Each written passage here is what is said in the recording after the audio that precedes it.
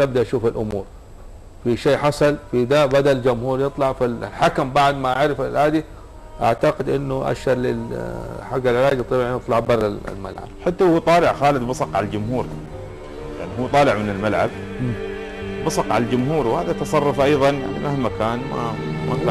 هذه النقطة يا خالد، لما انت كلاعب او كاداري او كمسؤول في الفريق او ده، الجمهور بالفعل هذا الجمهور ما عليه دائما، يعني ما تقدر تضبط اي جماهير فيها اختلاطات على حسب يعني في مستويات مختلفة. المفروض انت تكون اي تلاسن او اي ردة فعل بينك وبين الجمهور حتكون ردة الفعل من الجمهور.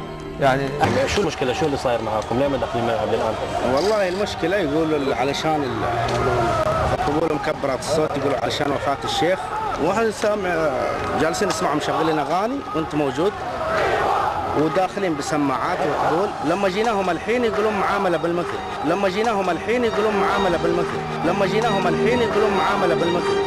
شو معاملة بالمثل؟ يقولوا في مباراة الذهاب رابطتهم ما دخلت، وبالعكس اللي قال الشيء ده ما صدق. اخصائي العلاج الطبيعي انه يرد على الجمهور بهالاسلوب هذا. اخوي انت تتوقع يعني النصر فايز وهو يعالج لاعب بيلتفت على الجمهور وبيتكلم ولا بيسوي شيء، هو قاعد يعالج لاعب. هي اللقطه طلعته هو يلحق واحد بيضربه، اللقطه طلعته كذا. يا طويل العمر انت على ما قلت يلحق واحد يضربه، قد انضرب قبل ما تجي هذه. طيب ليش يرد؟ طيب رجل قاعد ينضرب يا رجل. ينضرب، يعني هو يعني الغلط عليه هو. طيب احنا قلنا الغلط على الجمهور وعلى اخصائي العلاج، انت النتيجه لصالحك، افترض انك انت حتى لو تنضرب تتحمل وتمشي الامور حتى ما تنتهي المباراه. بس الدفاع عن النفس. يا طويل العمر وانت بهالمجلس لو جاء قام واحد ورفع العقال عليك تسكت له؟ لا بقوم اسلم عليه طبعا اكيد يعني. لا ان شاء الله ما تصير بيننا كخليجيين. لا وانت جالس لي في قناه الكاف على حسب انك مثرينا بعد، لا اثرتنا لا شيء ولا اعطيتنا شيء. ما ابغى اثريك يا اخي، غير القناه يا اخي، انت راح ما دام انك اثريك الحين انت اللي الحين الله اكبر. صحفي ترى مو بصحفي هذا، ما اعرفه، اول مره اسمع فيه، ما اعرف ما يكذب هذا، بس يكون يكذب من الجمهور. انا اول مره اسمع فيك يا محلل.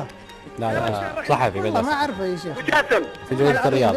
وكيف حكمت يا اخوي فيصل ان المدرب ان الاخصائي العلاج ايلي هو اللي استفز الجمهور؟ يا اخي واضح ما يحتاج ان هذا انت هذا ردة فعل الجمهور يا اخي، انت في الملعب تشوف ردة فعل الجمهور يا اخي. عطني نقطة، انا قلت لك يا اخي احنا لعبنا مباريات، انا دائما في الملعب اشوف لعيبه يستفزون جمهور كاملين. انا قلت لك قبل ما ينزل اصلا للجمهور، وكان لاعب نادي الوصل هو اللي استفز الجمهور علشان يتحركون مع ليش يتاخر اللاعب وليش يتاخر اللاعب في النزول. طيب السؤال الغلط انت تشوفه من شخص واحد ولا من عده اشخاص؟ لا من شخصك انت.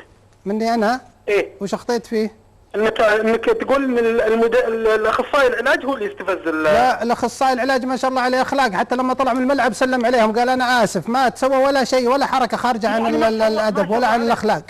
يعني هو مؤدب ما شاء الله، انت قاعد تدافع عنه. على فكره ترى هذه مساله مي مساله دفاع ولا مو بدفاع انك مع ولا ضد، هذا تصرف خاطئ. اي اساس يعني؟